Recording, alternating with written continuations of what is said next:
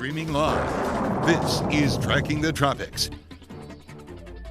Breaking news here on Tracking the Tropics. We are now tracking Hurricane Dorian as a Category 4 hurricane. A special bulletin coming down from the hurricane hunters now has this officially as of 9 o'clock Eastern, 8 o'clock Central, a Category 4 hurricane as expected.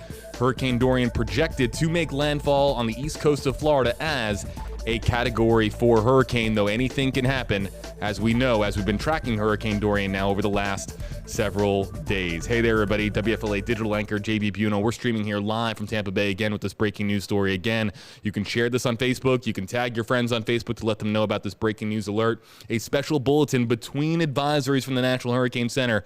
Again, Hurricane Dorian, a Category 4 hurricane, according to the hurricane hunters, the team that flies in to these storms to find out the latest information, scientific information about the storms in which we are following. I want to bring in meteorologist from WKRG in Mobile, Alabama. It is Thomas Gieboy on your screen, everybody. Actually, he was there twice, but now we're going to him once here. Hey, Thomas, what are we seeing here with this storm? Well, we're seeing a storm that is intensifying rather quickly. The hurricane hunters, like you said, they were in this storm just a little while ago from the 3 o'clock or from the 4 o'clock Central Time update. So I'm on Central Time, so some of the times might be a little mixed up. But we were talking about a Category 3 hurricane with winds of 115 miles per hour. In the latest update, it showed winds of 125, showing it being a Category 3. But then, like you talked about, the hurricane hunters going into this, investigating it, they found winds of 130 miles per hour. And what might be even more significant, then the wind speeds alone is just how quickly the pressure is dropping. So the winds and the pressure are correlated, and we saw a 20 millibar drop from 970 down to 950. So Hurricane Dorian is definitely becoming more organized. It's already a powerful hurricane, but now it is a strong Category 4 hurricane miles per hour. So it might be intensifying quickly, more quickly than what the original forecast called for.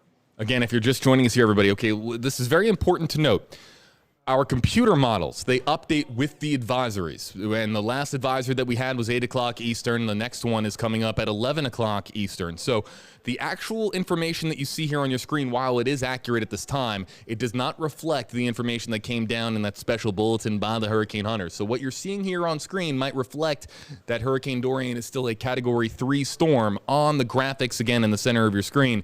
But it is a Category 4 storm, and we've been advised that in the 11 o'clock advisory, all of the models, all of the data will update to reflect that we are looking at Hurricane Dorian as a Category 4 storm. Now, of course, the big question. We've been talking about this on stream all day, Thomas, asking fellow meteorologists, again, on Tracking the Tropics here across the southeastern United States. We've had so many different meteorologists joining us.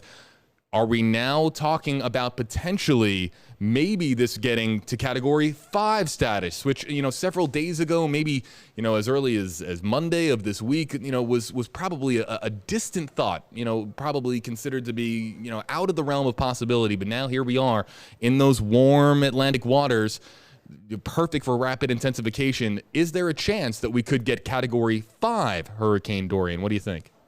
I do think that there is a chance, because anytime we talk about anything in the tropics, there's always at least a little bit of uncertainty there.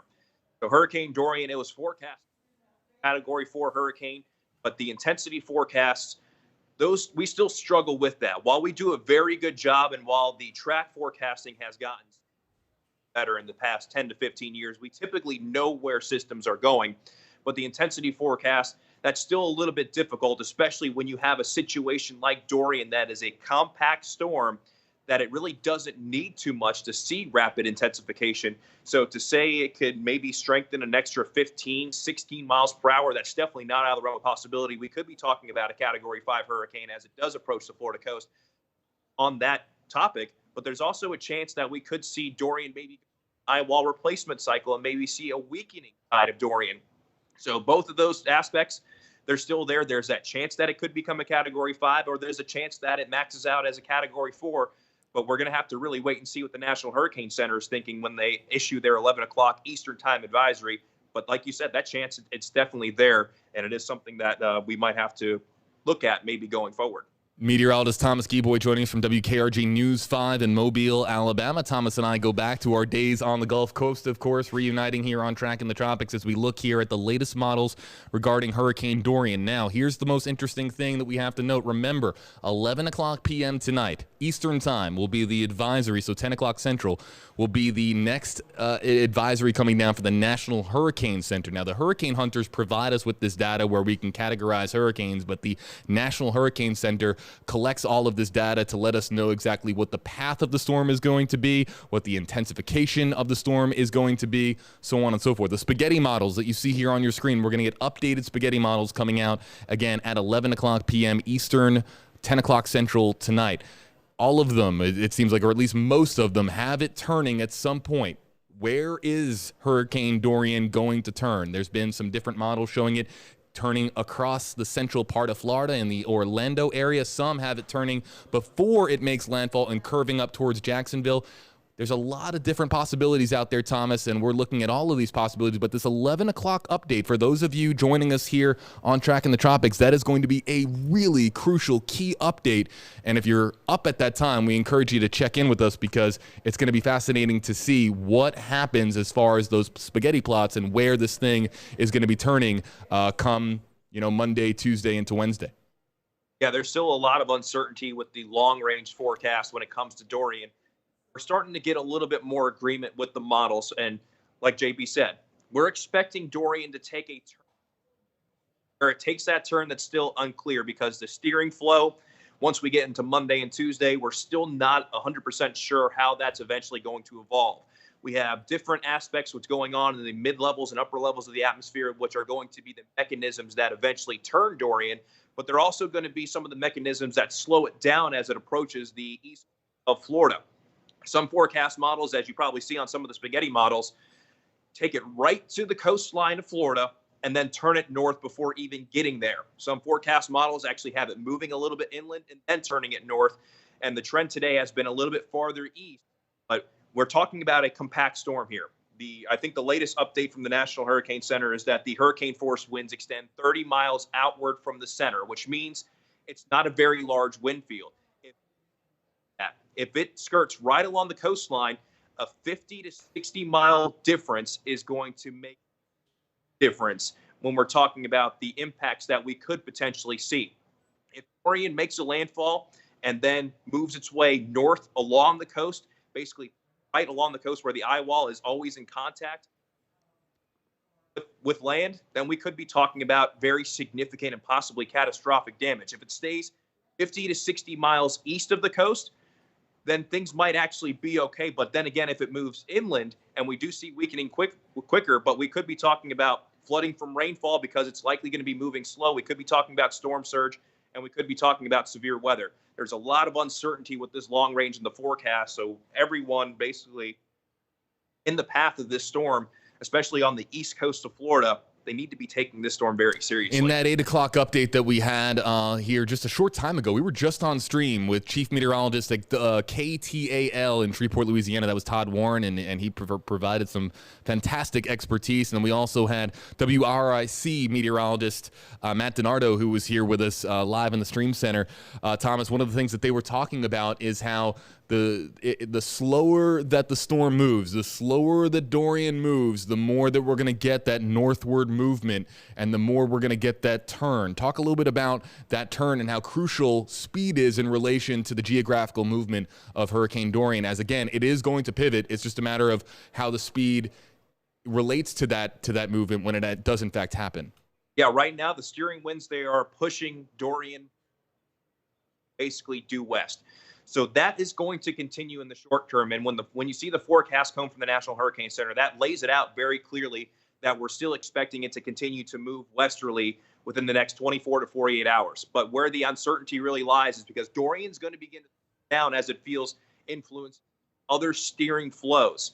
If Dorian down to a point where it's almost crawling towards the Florida coast, we're eventually going to see those steering winds start to push on Dorian, and it's going to want to push Dorian then northward. So if those steering winds start to act on Dorian before it reaches the coast of Florida, then there's a chance that it stays offshore. And again, like we talked about, being a compact storm, a 50 mile difference is going to make a difference in the impacts that we see. But if Dorian doesn't feel those influence as quickly and it begins to move closer to the coast and then eventually makes a landfall and moves inland, then it might turn inland as it works its way through the peninsula and works its way through the central half of Florida. So a lot of factors in play, and it's really hard for models at this point to resolve where those steering flows are going to set up and when Dorian is eventually going to feel them. We're starting to get a better and better idea of when that's going to occur, but there's still a decent amount of disagreement with the models when it comes to being into Monday, into Tuesday. And anytime we talk about forecast models, anything past 3 days, there's always going to be some uncertainty, but we're getting closer and closer to a potential impact and potential landfall, which means the confidence is only going to continue to increase with this forecast. Confidence will increase. The still very uncertain. So there's so many people on Facebook Live right now joining us on Tracking the Tropics, and we appreciate you being with us here. Again, meteorologist Thomas Keyboy here, joining us from Mobile, Alabama. I'm WFLA Now digital anchor JB Buno here in the Stream Center in Tampa, Florida.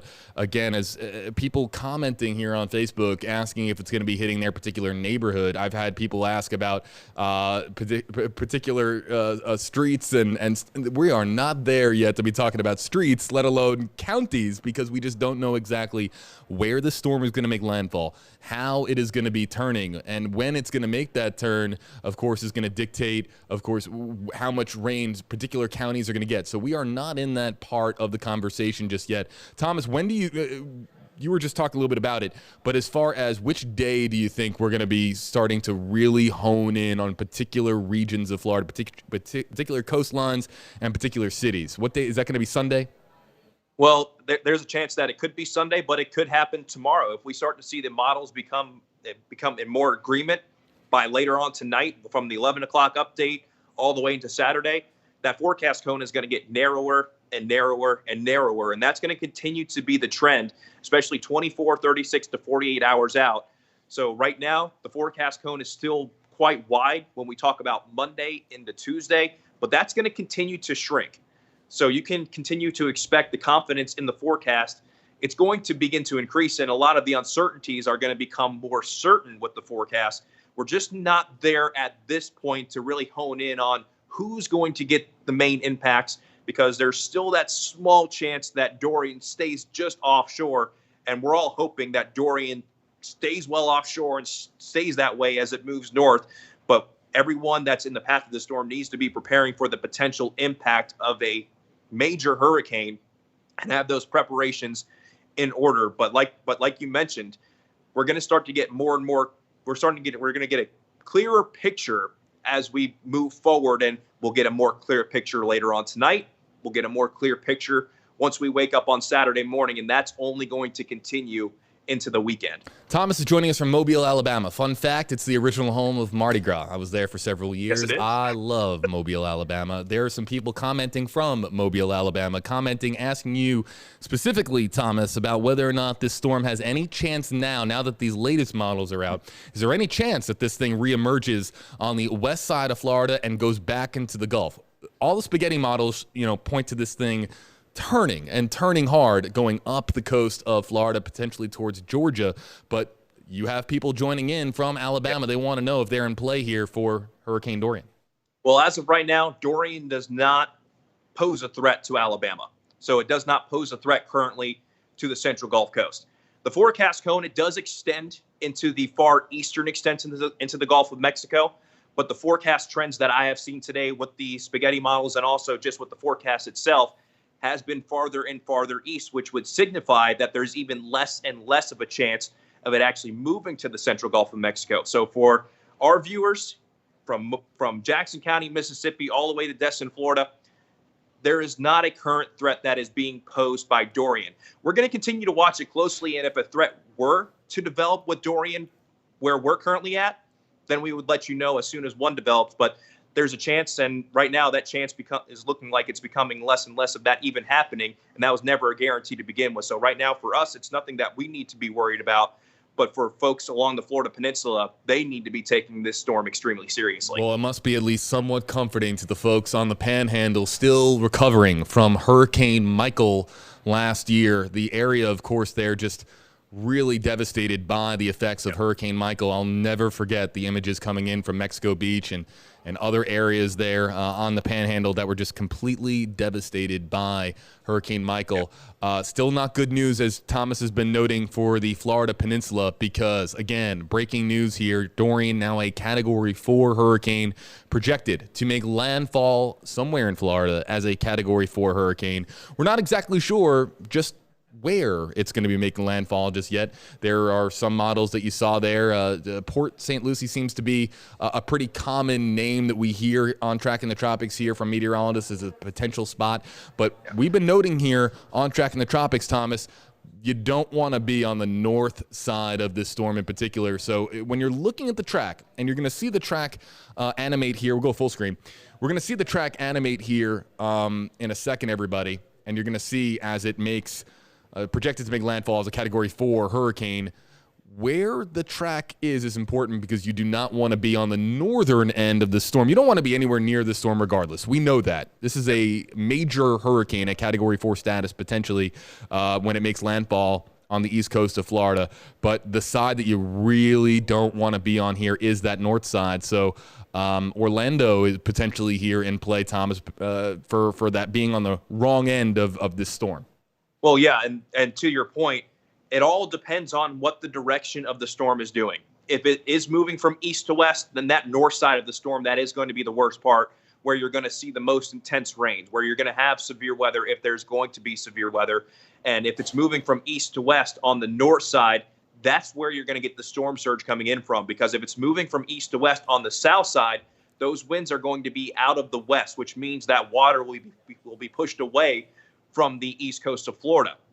But if you're on the north side and it's moving from east to west, then that surge, that wind's coming from east to west, which means that water is going to be piling on the coast. So an east to west movement, the north side is going to be the worst side of the storm. And like we've talked about, if Dorian stays just offshore and it starts to move north, once Dorian starts to move north, the worst part of the storm then migrates to the east side. It's always to the right of the center of the circulation because that movement of the system, we got the counterclockwise flow around a low pressure. So that means it's moving in a line with the storm's movement. So on the east side, if it was moving north, you're getting the storm movement moving in that direction, and you're also just having those stronger wind speeds. Meanwhile, on the west side, it would be fighting the direction in which it's coming in from. But if you're moving from east to west, the stronger side is going to be on the north side, and the weaker side is going to be on the south side. So depending on if Hurricane Dorian makes a landfall, the direction in which it does make landfall, that could also play a factor because is it going to be moving east to west? Right. Is it going to be moving from southeast to northwest? Or is it going to be right along the coastline where the eye wall is more or less over the coast the entire time? Or does it stay just offshore? There's still so many questions to be answered when it comes to Dorian, so many uncertainties that we're going to get a better picture of as we move forward. If you're just joining us, WKRG meteorologist Thomas Keyboy is here with us live on stream. I'm WFLA Now digital anchor JB Buno, and I want to note a couple of you in the comments, very eagle-eyed, of course, when we address this at the beginning of the stream. Our computer models here are based on the latest advisory from the National Hurricane Center. Those advisories are now in a 3-hour timetable, meaning every 3 hours they come down. The last one that came down was 8 o'clock p.m. Eastern Time, 7 o'clock p.m. Central, where Thomas is. The next one comes down at 11 o'clock p.m., 10 o'clock Central. So that's when the computer models will update in our system. The reason why we have Category 4 status, according to Storm Teammate meteorologist Ian Oliver, who has been with us here many times on Tracking the Tropics, and as he just broke on News Channel 8 here, your NBC station in Tampa Bay, the hurricane hunters flying in and getting this latest data and releasing a special bulletin that shows that this is, in fact, a Category 4 hurricane. So while the models are not yet reflecting the Category 4 status at the beginning of that track where it currently is in the Atlantic, it is a Category 4 storm. It does have the sustained wind speed to be Category 4 status, and we are now monitoring it as a Category 4 hurricane. Once again, if you're just joining us, the 11 o'clock p.m. update, Eastern Time. I've been talking to meteorologists now for several days, but several of them in the last several hours that I've spoken to have told me that this 11 o'clock update is really crucial because of what the spaghetti models are going to be showing us now that we do have Category 4 status. So it's pretty much official that by 11 o'clock p.m. tonight Eastern time, that the models, of course, are going to reflect the Category 4 status for Hurricane Dorian. But the spaghetti models are what we're really going to be looking at. It's been an interesting day, the evolution, Thomas, as we've watched those spaghetti models, just turn a little bit more and more and more. We were talking a little bit about the slow movement potentially contributing to that turn. So those spaghetti models, again, at 11 o'clock, I know you're going to be on the air there in Alabama. But those spaghetti models are going to be really fascinating. And if you are up, everybody, for all the thousands of you joining us here on Facebook and the thousands more that are joining us on apps, websites, and social media platforms from other television stations across the southeastern United States, if you are up at 11 o'clock p.m. Eastern or 10 o'clock p.m. Central, flip on your phone. We're going to be live here on Tracking the Tropics looking at those latest spaghetti models because, again, they could be crucial for the future of Hurricane Dorian and what it could be doing Sunday, Monday, Tuesday, and even into Wednesday. Yeah, so I have the latest bulletin in front of me from the National Hurricane Center. So this came in at 8:30 Eastern time. So that came in between those two advisories, which is why you're not seeing those update there on your screen. But it has winds of 130 miles per hour, again, which makes it a Category 4 hurricane. And the National Hurricane Center said that the increase in the intensity will be laid out when the forecast is issued. So the official cone forecast, when that is issued at 11 o'clock Eastern time.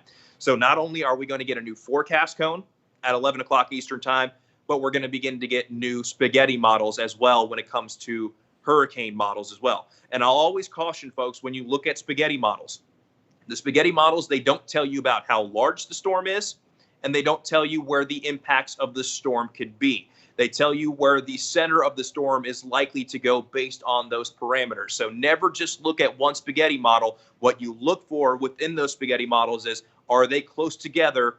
And because if they're close together, that means the models are agreeing, which means there's even more confidence there. So that's what we're going to be looking for at 11 o'clock Eastern time, is whether or not those models are becoming more concise and whether or not there's going to be more agreement there.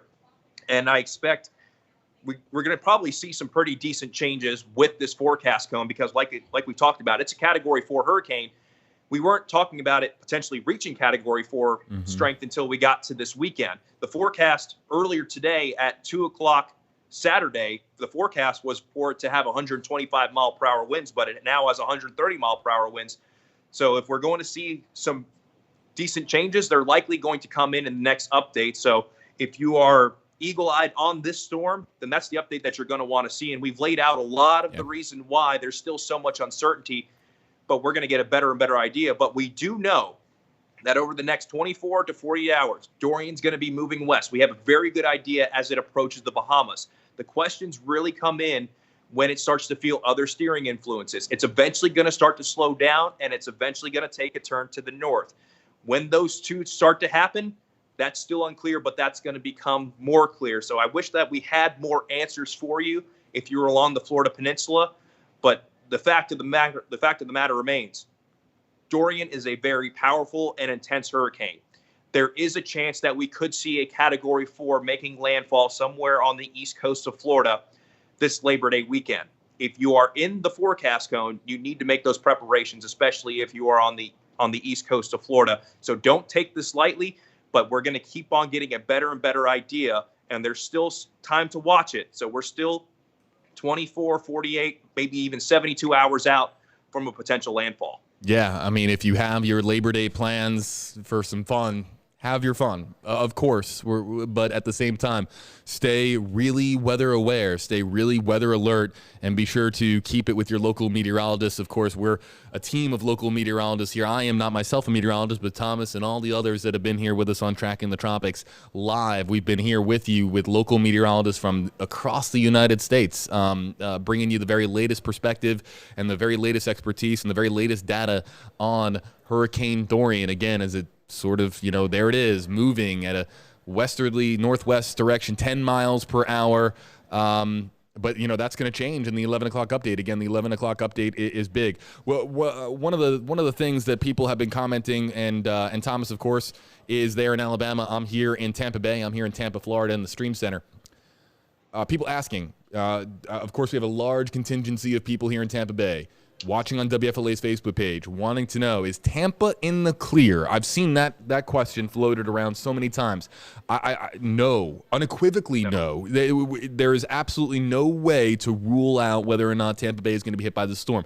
There's been some favorable news today, without question, as far as the models go. But the models, as far as being this far out, again, as Thomas has been noting, and all of our meteorologists have been noting, we're not at a level yet where we can report confidently what this storm is going to be doing Monday, Tuesday, Wednesday. We have an idea. The model's starting to agree, but is Tampa in the clear yet? Absolutely not. This storm could come across Central Florida. It could hook. It could hit Tampa Bay and then hook back east. It could go up.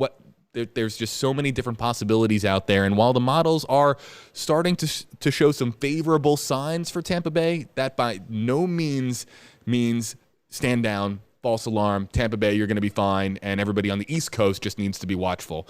We have some folks that are planning evacuation preps or people that are just getting out of the East Coast of Florida and the areas north of Miami who are leaving. We've been reporting it here on WFLE News Channel 8 that people are flocking to our hotels here in Tampa. That might be something, of course, it's your prerogative to leave and get out of the path of the storm, but here in Tampa, we're not officially in the clear yet, so it's really important to spread the correct information out there, and the correct thing right now is that it's still a little bit too early to say for certain what this storm is going to be doing in the area of Labor Day and the days after, Tuesday into Wednesday. Thomas?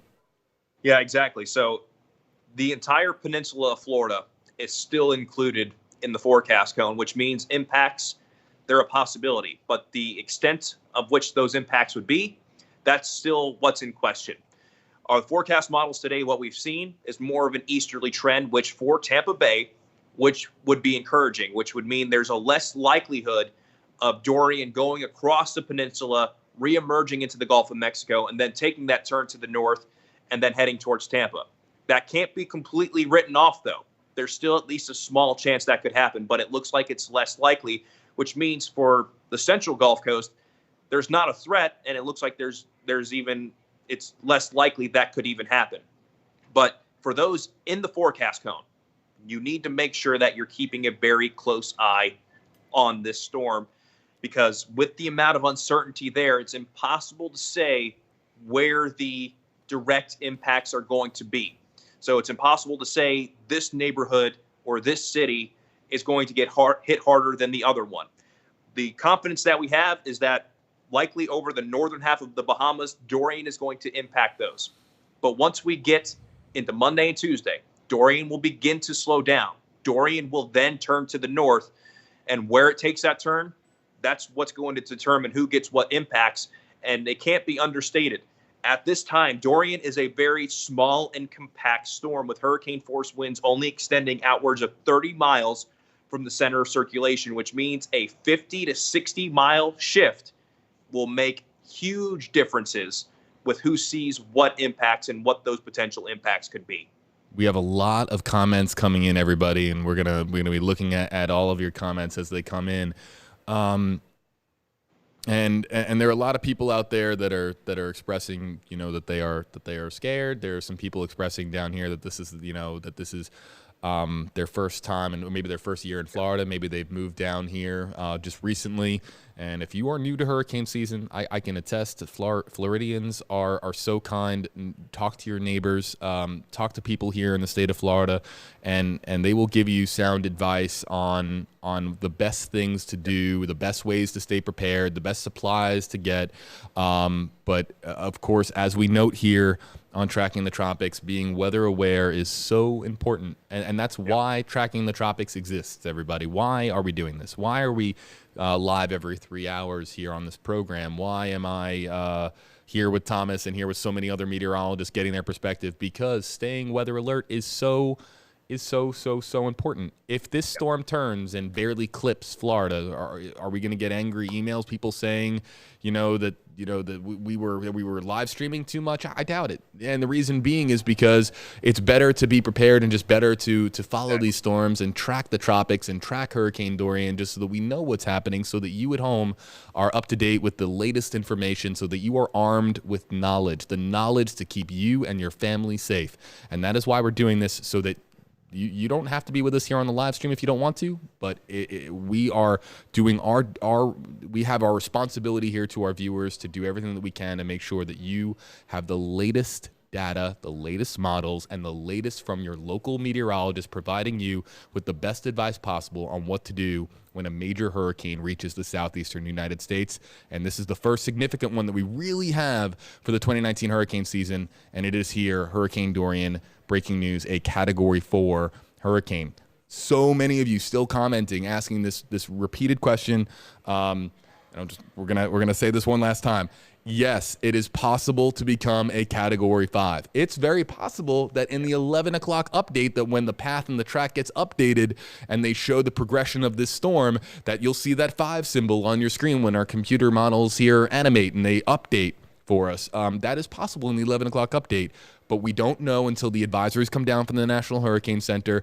I've heard, Thomas, maybe about a 50-50 as to whether or not we reach Category 5 status before Hurricane Dorian makes landfall. What do you think about that? 50-50 sound about right to you? Well, I'd say 50-50 might be a good approximation on that chance. So Dorian does very well have a chance of becoming a Category 5, but there's also the chance that it doesn't become a Category 5. The fact of the matter is that Dorian is a Category 4 hurricane. Once you reach major hurricane status, when you're talking about the different categories, all of them have the potential to be catastrophic storms. So don't focus too much on whether or not Dorian is going to become a 5, if it's not going to become a 5, because the forecast has always called for Dorian to be a major hurricane as it approaches the east coast of Florida. That chance is out there that it could become a Category 5. And at that point, we could be talking about substantial threat from winds. But with how slow Dorian is likely going to be moving, Dorian is going to be a threat when it comes to storm surge, and it's going to be a threat when it comes to rainfall. If it's moving slowly, if it hits a particular area, it might linger there for a period of time because it's moving slowly, and that might only add to those impacts. So for those of you that are commenting saying, is there a chance it could become a Category 5? Yes, that chance is that chance is there. But don't get focused in on whether or not it's going to be a Category 5, whether it's going to be a Category 4, because with what I see, the main impacts from this storm are going to be water driven, whether or not it's storm surge or whether or not it's flooding from rainfall. But if you're talking about Category 5 winds, again, those could be significant. So the ways in which we feel winds, they can be exponential. And we can only just look back to last year when it comes to Hurricane Michael making landfall in the Florida Panhandle, a Category 5 hurricane that just ripped everything almost in half. But it also produced very high storm surge, and that caused a lot of significant damage right at the coastline. So don't focus solely on the winds. It does have the chance to be a Category 5. And if there's going to be a likelihood that's going to be a Category 5, it will be reflected in the 11 o'clock update Eastern time from the National Hurricane Center. If you are joining us from Alabama, from the sunny Gulf Coast, maybe Pensacola, Florida, part of that television market, I would know. I was there for several years, Thomas. Thomas and I go back to our days, of course, on the Gulf Coast. If you're there on the Gulf Coast in Mobile, Alabama, maybe you're in the area of Baldwin County, Alabama. A lot of love for Baldwin County and Pensacola, Escambia County, Okaloosa County, all the other counties there on the Gulf Coast. You can watch Thomas tonight. He's going to keep you updated. The 10 o'clock newscast there on WKRG News 5. Right, Thomas? It is 10 o'clock? It is 10 o'clock. 10 o'clock. We also have Friday Night Football tonight, too. So. Oh, that's right. Robbie Baker is working on that, isn't he? Sure is. Yeah, he is. Send Robbie my best, and to everybody over there at WKRG, a lot of love to you guys. And, of course, keep up the great work. So be sure to watch Thomas if you're on the Gulf Coast, anywhere in the Mobile, Pensacola area. If you are on Tampa, in the Tampa Bay television market, of course, we are here on Tracking the Tropics, but we represent WFLA News Channel 8 on your side, your NBC station here in the Tampa Bay area. Hey, Thomas, how great is it, real quick, that we're back on AT&T Uverse, and DirecTV? That's a relief that both of our stations now, ahead of Hurricane Dorian, are back on a major television provider across the United States. No, that's crucial, especially when you're talking about the potential of a catastrophic storm coming into the United States. Yep. So to be able to broadcast to all televisions is vitally important, because there are some people that mainly rely on their television, and they might not necessarily be finding us like on our live streams like we were doing currently, or on Facebook Live. So it's important to be able to get that message out, and it's our job to be able to get that message out on TV, and that's what we're sanctioned to do. So anytime we can get that information out there, it is a huge deal that we're back on DirecTV and AT&T. That way we can provide all of our viewers with the information that they need to know, so they can arm themselves with the knowledge, so they can make decisions for them and their family and for their safety when it comes to, especially weather being this probably the best example. Everybody, thanks so much for being with us here on Tracking the Tropics. I'd like to thank Thomas for joining us here. This was actually a very sudden thing. I texted Thomas and I said, "Hey, Thomas, we got a Cat 4. What are you doing?" And he said, I can hop on stream. So here we are, live streaming here for you again on Tracking the Tropics. If you're unfamiliar with the program, it is a team of meteorologists from across the United States, some of the best, the finest local meteorologists in the country, that come in and just talk about tropical weather. And here, of course, the last few days, the last week or so, we have been talking about Hurricane Dorian, which, again, the subject of our breaking news live stream here, now officially a Category 4 hurricane, according to the hurricane hunters. The 11 o'clock update is coming your way in about 1 hour and 22 minutes from now, or sooner. Sometimes those advisories drop sooner. So we're going to be live the moment that we have those models come in. Thomas will be on the air on your CBS station, WKRG News 5, in Mobile, Alabama, and Pensacola, Florida, as well as all the areas surrounding those two cities. So look out for him there. I'm JB Buno here on WFLA Now at WFLA News Channel 8 here in Tampa, Florida. We'll be back here live streaming on Tracking the Tropics with that 11 o'clock Eastern update as soon as we have it from the National Hurricane Center. Everybody, thanks for being with us. We'll see you in a little bit. Take care.